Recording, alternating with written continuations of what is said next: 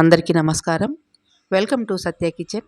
ఈరోజు నేను అప్పటికప్పుడు 10 నిమిషాల్లో మెత్తటి స్పాంజీ దోశలను ఎలా తయారు చేసుకోవాలో చూపించబోతున్నాను. ఇంట్లో ఇడ్లీ పిండి, దోశ పిండి లేనప్పుడు ఎలాంటి హడావిడి పడకుండా ఈ దోశలను చేసుకోవచ్చు. పిల్లలు, పెద్దలు అందరూ కూడా ఇష్టంగా తింటారు. మరి ఈ దోశలను ఎలా తయారు చేసుకోవాలో ఇప్పుడు చూద్దాం. ఇక్కడ నేను 1 కప్పు రవ్వ తీసుకున్నానండి. అదే ఉప్మా రవ్వ, సూజీ. 1 కప్పు సూజీ రవ్వకి 1/2 కప్పు పెరుగు వేసుకోవాలి.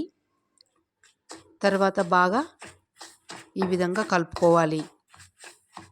తర్వాత 1 కప్పు వాటర్ వేసుకోవాలి. అంతా కూడా ఒకసారి బాగా కలుపుకుందాం. ఫ్రెండ్స్, మొదటిసారి నా ఛానల్ చూస్తున్నట్లయితే ప్లీజ్ సబ్స్క్రైబ్ చేసుకోండి. ఈ విధంగా కలుపుకున్న తర్వాత మూత మూసి ఒక 10 నిమిషాలు రవ్వని నాననివ్వాలి. చూద్దాము. 10 నిమిషాలు అయిపోయింది. రవ్వ కూడా బాగా నాని దగ్గర పడింది.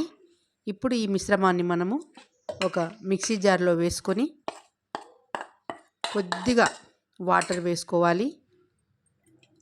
మూత మూసి మెత్తగా గ్రైండ్ చేసుకోవాలి. చూద్దాము. చూడండి, ఈ విధంగా ఉంటే సరిపోతుంది. ఈ మిశ్రమాన్నంతా కూడా ఒక బౌల్లో వేసుకోవాలి.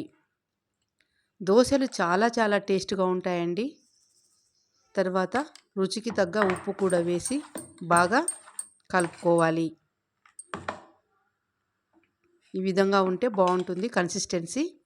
తర్వాత ఒక ప్యాన్ తీసుకొని ప్యాన్ హీట్ అయిన తర్వాత మనము ఈ మిశ్రమాన్ని వేసుకోవాలి.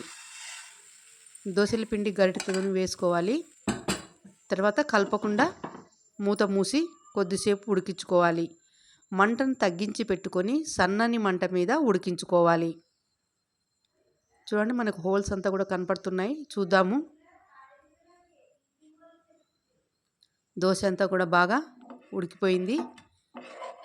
రెడీ అయినటువంటి ఈ దోశను ఒక ప్లేట్లో వేసుకుందాము. ఈ దోశల్ని మనకు నచ్చిన చట్నీతో తినవచ్చండి. ఏ చట్నీతో తిన్నా చాలా బాగుంటాయి. రెండో దోశ కూడా చూద్దాము. పిండి విధంగా పెన్నం మీద వేసి మూత మూసి ఉడికించుకోవాలి. చూద్దాము. స్పాంజ్ దోశ ఉడికిపోయింది. ఒక ప్లేట్లోకి సర్వ్ చేసుకుందాము. అన్ని దోశలు మీకు ఎన్ని కావాలంటే అన్ని దోశల్ని ఈ విధంగానే రెడీ చేసుకోండి.